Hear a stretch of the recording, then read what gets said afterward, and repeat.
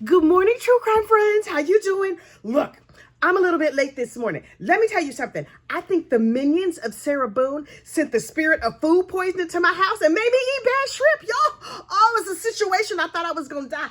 Oh, but look, alas, I did not slip the surly bonds of this earth, and here I am. So look, we need to talk about Miss Sarah Boone, but you know what you need to do? Please first like this video and subscribe to the channel. It helps other people find us. Okay, so look, think about it.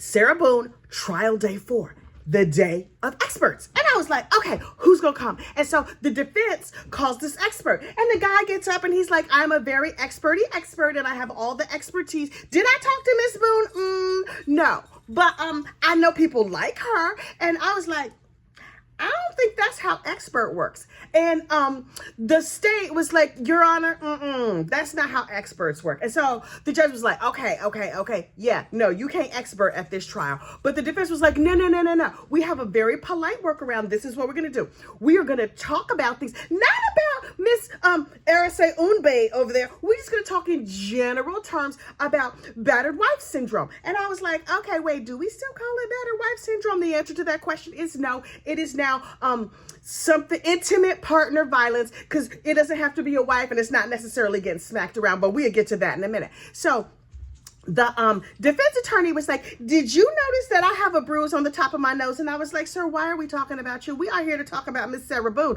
Why are we talking about you? And the judge was like, nah. And so he was like, okay, this is what I'm gonna do.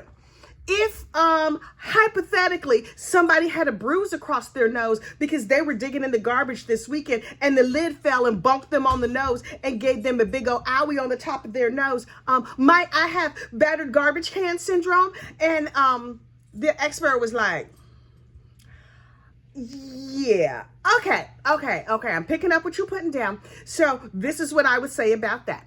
If you had several circumstances where garbage cans attacked you, the next time you pass a garbage can, you might be vigilant of them. And the defense attorney was like, yes, that's all I was trying to say. That is exactly the point I was trying to make. And I was like, what are we doing here?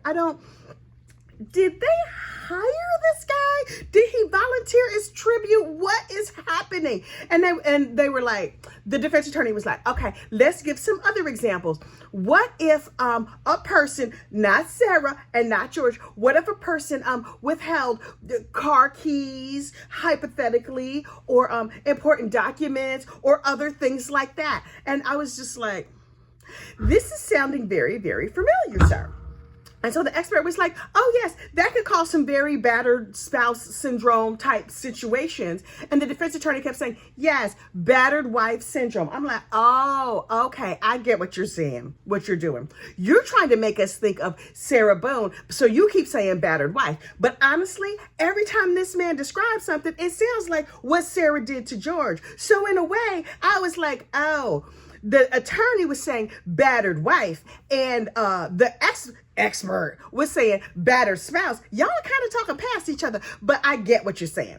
And so they were like, okay, so if, for example, hypothetically, somebody had narcissistic personality disorder, what would that look like? And I was like, that heifer sitting over there in the chair. And he was like, okay, they would be grandiose. For example, they would be like, aren't I excellent? And I'm excellent at everything. And I got great grades in school. They would still be talking about their grades, even though they in their 40s. And I was like, right. Sounds familiar. And he was like, okay, what else? And he was like, also the person would think they were super special and that other people should recognize their specialness, and they don't understand why everybody does not recognize their specialness. And I was like, yeah, this is all sounding real familiar to me. And he was like, okay, what about adjustment disorder? And I was like, well, this is a new one to me. Tell me every single thing. Apparently, adjustment disorder, according to the dude over there on the court TV, is when you have like a very strong reaction to normal things. And I was like, doesn't that happen to everybody? But it's like, yeah, like a really, really big oversized reaction to things. Like, oh, like if somebody hurt your feelings and you lock them in a suitcase. Okay, yeah. And it turns out that on the defense brought out that Sarah was diagnosed with adjustment disorder before she ever met George. And I was like, is this all meant to help her? Because I'm not seeing where it's helping her. And then finally he was like, I'm not saying that she's a narcissist or has narcissistic personality disorder. I'm saying she has ways likened unto that of a narcissist. And I was like, Oh, okay. I know what this is. So when I was a kid, my mother, who was like America's best Christian, she was like, I'm a Christian, so I'm not going to call her a bisque, a thick, creamy soup. I'm not going to call her a bisque. I'm going to say she has ways likened unto that of a bisque. And I was like, oh, so Sarah is not a narcissist necessarily. She has ways likened unto that of a narcissist. Okay, we understand each other. We got it. And so then that expert went on his merry way. And then now yesterday, this funny thing happened. The judge sat down with Sarah and was like, Sarah, hey, Sarah, boo-boo, are you happy? Do you have the right kind of water that you like to drink? Do you like your outfit? Do you think your hair is cute? And Sarah was like, yes, I'm feeling very, very pretty. Thank you very much. And he's like, okay, good. I have some bad news for you. Your attorneys have decided that this one witness should not come and testify, and they want to talk to you about it. But this person, they decided, because you can weigh in, but the attorneys make the ultimate decision. Do you understand that? And she's like, yes, of course I understand that. I'm not a complete idiot. I'm summarizing. And I was like, wow. Can we take a vote on whether or not she's a complete, okay, we not, okay, I'm gonna leave it alone then. So the judge was like, okay, so sometimes the attorneys decide a witness you wanna call is not really good for the strategy. And Sarah was like, yes, I understand that, and I absolutely agree with my attorneys. And so it was agreed yesterday that this witness, what's her name? Did I write her name down? This little neighbor lady was not going to come and testify. And I was like, okay, Sarah agrees that the neighbor is not going to testify. Cut to the neighbor lady is called to the stand. What happened? What? I thought we had that whole colloquy yesterday. A colloquy is a conversation in court, apparently. From now on, I'm going to be, excuse me, psst, can I colloquy with you for a minute? Anyway, they had that whole colloquy about this lady not testifying. And then the lady testified. She a little old lady in a wheelchair, and they wheeled her up there. And I was like, what is she gonna say? Okay, so the little old lady, listen, everybody has this lady in their neighborhood. She's a little old lady. She sits out on the porch and she's just watching everything that goes by. I personally might be that little old lady in my neighborhood. Yeah, she a curtain twitcher. You know, the kind of just peeking from the curtains to see what happens. I love a twitchy curtain myself. Anyway, so the little curtain twitcher lady comes and she's like, I can't hear you, baby. You're going to have to speak up now. And they were like, ma'am, did you know Sarah? She's like, I seen Sarah. She used to walk her dogs. Now, look, everybody in this neighborhood said that Sarah and George were drunk and beating on each other 24/7. That's what they did. They got drunk and they beat on each other, and everybody knew and everybody understood. But the old curtain twitcher lady, well, her hearing was bad, so maybe she couldn't hear all the yelling or whatever. And they were like, did you ever see Sarah intoxicated? She was like, no, I never seen her drunk. Ma'am, you are not taking your neighborhood responsibility duties very seriously. You are not nosy enough for my personal taste, but okay, that's fine. And she was like, no, I used to see them, and that George, she had bruises on her arms and stuff, and it didn't look right, and it was obvious he was beating her behind. And the attorney, ma'am, shh.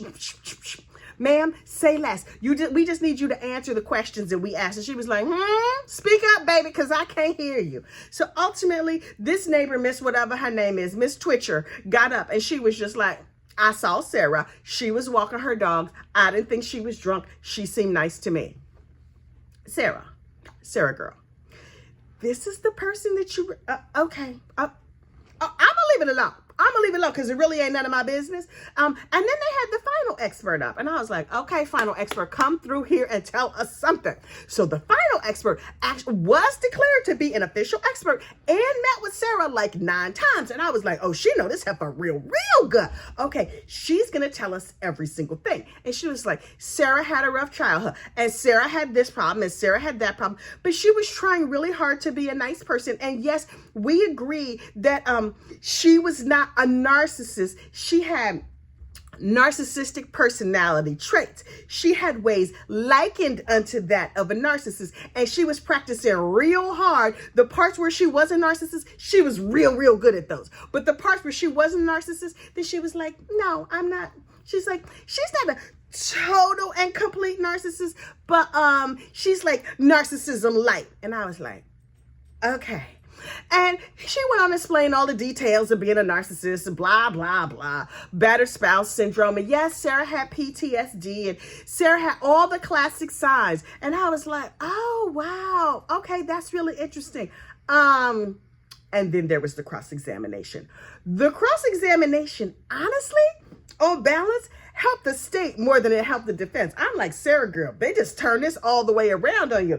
The state was like, okay, what if somebody gives a gift, a bike, for example, to their spouse, to their partner, and then takes it back and pretends like it's theirs and acts like it's theirs all the time? And the expert was like, that's something a batterer would do. I was like, oh, didn't we hear earlier that Sarah did that? Okay, cool. And then the state was like, okay, what if your partner threatens to call the police on you? As in, if you don't do what I say, I'm going to call your probation officer and you're going to go to jail. Or I'm going to withhold your ID, driver's license, and other documentation so that you might go to jail. Are these things that a batterer would do? And the expert was like, oh, yes, that absolutely sounds like a batterer. That's terrible. And I was like, ma'am, he's describing Sarah over there. I don't know if you know, but he's describing the girl you're supposed to be down for her. But okay. And then the most amazing thing happened. The state, no. I think the expert described Sarah and George's first date. Now listen. I don't know about your first date with your partner, but my first date with my partner, we went to a movie and we like held hands and he bought popcorn and then he escorted me home and dropped me off at the doorman. And then I went on about my life and he went on about his life. And then we sent each other like text messages and then we agreed to a second date. And I was like, maybe I'm sheltered. I've been married for a real long time. Maybe that's what first dates used to be like. On Sarah and George's first date, he got drunk. He hit her. Oh, the first date he hit you? The first date. You ain't unfortunately unalive him then? Because you didn't even know him like that. Y'all had not combined money. You didn't have children in common. He hit you on the first date. He broke her phone. He had her cowering in the corner and threatened to intimately assault her on the first date. Listen, I cannot pretend to understand all of the, I'm just like, how did he get a second date? There's no way in the world this man is that charming. We've seen him, videos of him alive and him now that he's no longer on this mortal coil. How did he get okay, look, let me just say generally, not speaking to anybody in particular, especially not you, Miss Sarah Boone, some of us gonna need to raise our standards. I mean, maybe he not taking you out for like champagne and caviar, but your date can probably do more than punch you on the first date. I got rules like that, but that's just me. And I was like, okay. And I was like, something's real wrong with both of these people. Maybe neither one of them should have been with each other. A lot of it just didn't seem right. And then the expert went on to describe more about narcissists. And she was like, yeah, they lack empathy. And I was like, oh, like when she locked him in the thing and she didn't care that he was like, babe, I can't breathe. Like, what are we doing here? But okay. And at the end of the day, the expert wrapped it up by saying, basically, Sarah, when the altercation happened between Sarah and George, the one she says she remembers, but she doesn't remember, but she does, but she doesn't, that one, but it's recorded on videotape. She remembers she recorded on videotape, but she did remember that she was very, very scared and his hand was very frightening when it came out of the suitcase. She remembers that he said something to her that made her mad, not scared. So let's understand this. When Sarah was on the stand, she was like, she used that much emphasis. She was like, I was terrified. I didn't know what I was going to do with myself. And they said, did you love George? And she said, I loved him very much. He was my whole life. And they said, would you want to kill him? And she said, not at all. I would never want to kill George, while shaking her head yes as hard as she possibly could. Y'all go back and look at that tape. They're like, would you want to kill him? And she was just like, no. I was like, girl, somebody better tell your head, because your head is nodding yes while your mouth is saying no. But look, you ain't heard that from me. I'm just a town gossip. Finally, they brought up this forensics person. Now, in Sarah's case, she was like, here is a still image of George pointing a bat at me looking very, very threatening. And I was like, oh, well, that's a scary looking still image. And then they played the videotape of what happened. Now, listen, the videotape of what happened and the still image of what happened seemed to come from two very different points of view.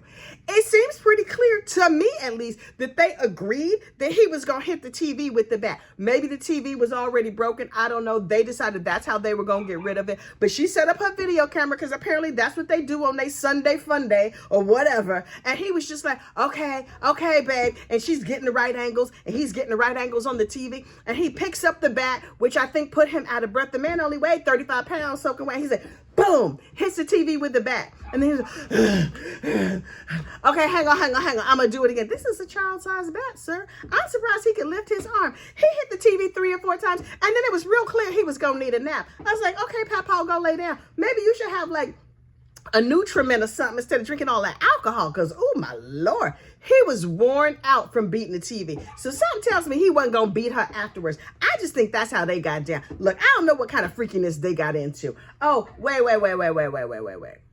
One thing the expert said that really kind of blew my mind. The expert was like, Sarah was very helpful to the cops. She spoke to them without an attorney present.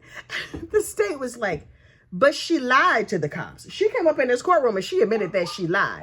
And the expert was like, but she did talk to them. Ma'am, that's not helping. Just like this entire expert testimony, not helping. The judge keeps asking Sarah if she's happy with the defense, and she's like, very. Sarah, girl, you living in an alternate universe? Maybe she has that Charlie Adelson thing where she's like, I did great on the stand and I'm obviously going free. I'm already planning what my first cocktail is going to be. Heifer, let me tell you something. Your cocktail, in my humble opinion, is going to be some Pruno. That's toilet wine for those who don't know, with like a beef stick swirled in it, something like that. But we gonna wait and see. I will be back with more Sarah Boone trial coverage tomorrow. I will see you then. Bye.